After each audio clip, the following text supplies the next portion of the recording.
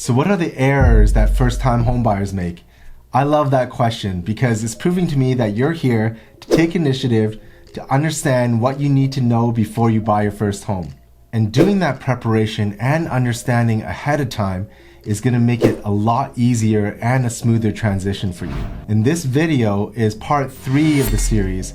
And if you haven't watched part 1 or 2, you can find them here, and also I'll put the links in the description. And don't worry, you can watch them in any order that you like. Error number 8 is not accounting for future marketability. And the number one reason you're buying a home should always be that's going to enhance your lifestyle and also accounting for the time that you're going to stay there. For example, Kevin and Jen are a married couple and they have a teenage daughter named Christine.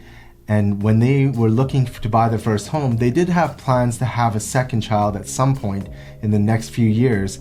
So they did account for that. So they go ahead and purchase their first home, which is a 3-bedroom, 1 full bathroom. It's located in the inner city with close to all the shops and restaurants that they love. And it also is on a main street.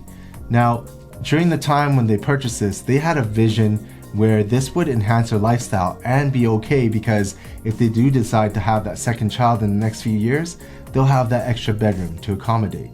So fast forward 3 years and unexpectedly, Kevin and Jen are pregnant again, but this time they're having twins, which is fantastic.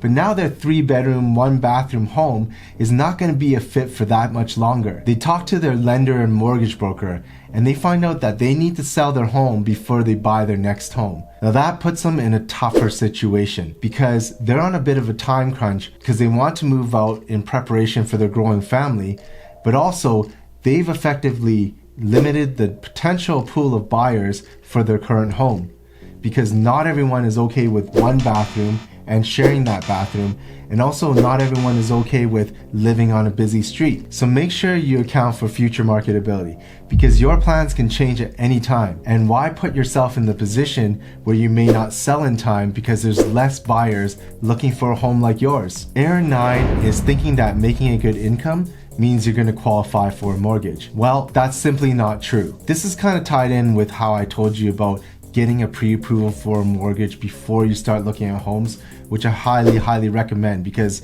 what we're trying to avoid here is your possible disappointment. You might even qualify for less than you think, or not even at all. And I'll give you a couple examples here. You own your own business and you've opened for 1 year.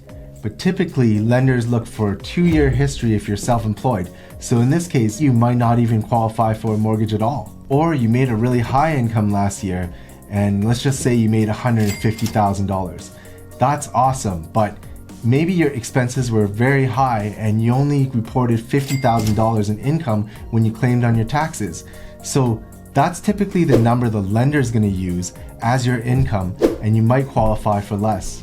To mitigate this risk, just talk to your favorite lender or mortgage broker so that you can understand the situation beforehand. Error number 10 is trying to time the market. If we could do this on a consistent basis and buy the home at the lowest price point, and when we need to sell, it just so happens to have gone up in value, we'd all be millionaires. There's so many factors that determine home prices. These are things like features of the home, upgrades, or location. And if you look a bit bigger picture, there's also global economy, or what's the employment rate. So it's hard to determine and time that market properly.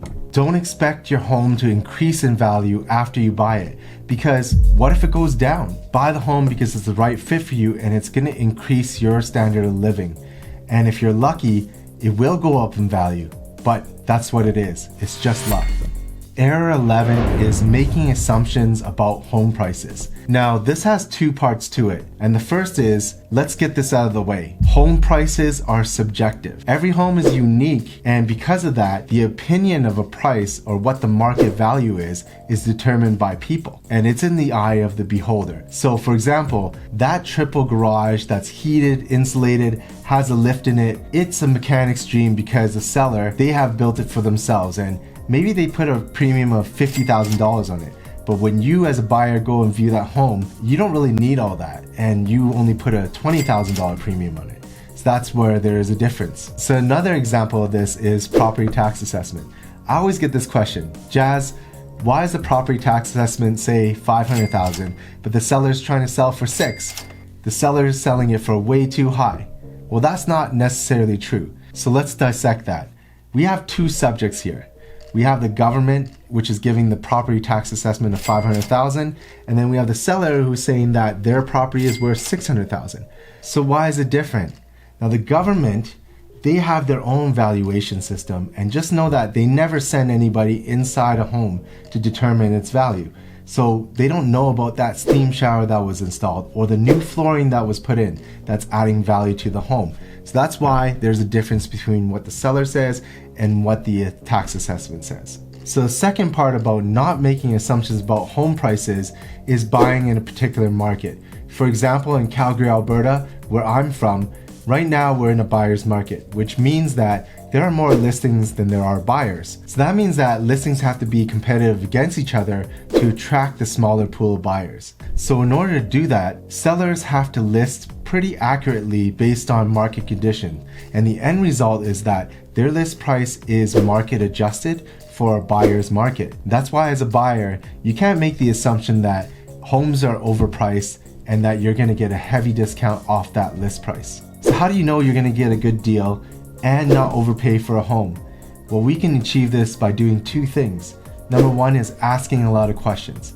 So before we make an offer, I always ask the seller a ton of questions, and they're not on the hook to tell us anything about their motivation or their situation, but I always ask anyways because we negotiate in good faith, so we're looking for that win-win situation. And the second thing is, I do a comparative market analysis before we make the offer so that we can understand what the market value looks like, and then we backwards engineer and come up with the strategy for that offer. Thank you for watching today. We really appreciate all the likes, shares, and comments that we get from you guys, so continue to do so. And if you haven't subscribed already, hit that subscribe button and notification bell because we're coming up with tons of more content to help you. My name is Jasmine Lai with the LiveInnerCity Real Estate team, helping you keep real estate simple. We'll see you next time.